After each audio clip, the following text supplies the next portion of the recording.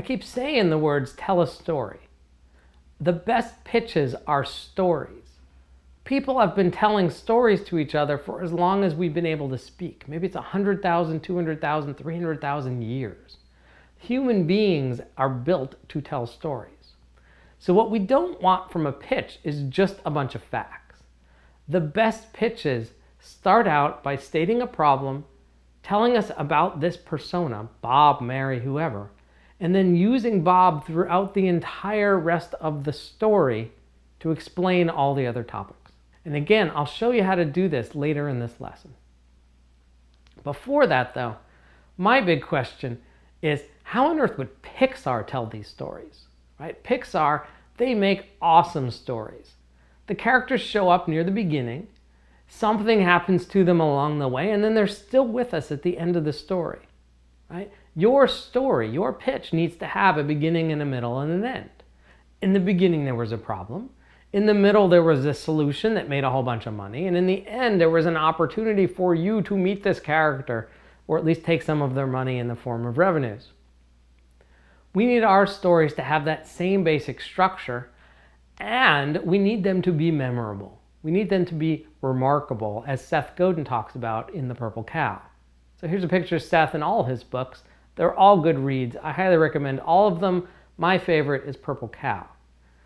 And the key here is that your pitch is probably just one of many, many pitches that your audience is going to watch.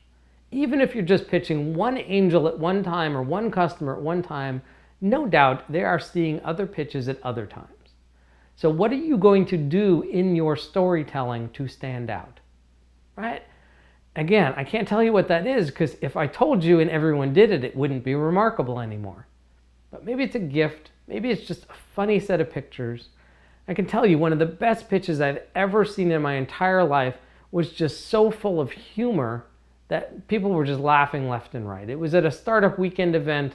The presenter hadn't slept in 50 hours, and he was just hysterical to the point where, yes, he won a prize. Not the prize, it wasn't that good. Well, it was that good a pitch, it just wasn't that good a business. But nonetheless, he won a prize where if he had just stood up there and told the facts, I wouldn't be telling you about this today. It was a total purple cow. Another was at another business plan competition. I happen to judge a lot of these. Well, the main team member, he missed his flight. His partner was there. She normally doesn't pitch. She didn't have any slides. All she did was stand up and tell a story. It was about the 6th or 7th pitch we heard that at that time. And I got to tell you, it was by far the best story because it was just a story. There was no distractions from any slides. And unfortunately for them, when the main team member showed up with his slides, he insisted they use them. Because otherwise, I think they would have a great chance at that competition. What else can you do? Well, there's a million stories out there, and there's a million things you can do to stand out from the crowd. It's your job to try and find just one. One way to clearly stand out is to stop thinking about this simply as a story and a bunch of facts and yet another pitch. Think about your pitch as a piece of entertainment. So again, no matter who you're pitching to, they're probably going to see a lot of pitches. If you set yours aside and say, I'm going to be entertaining, I am going to juggle fire for this audience. Seriously, if you can, do it. I'm going to do something that is so remarkable and so much fun that they're going to be talking about it with their friends, well, then you're going to win.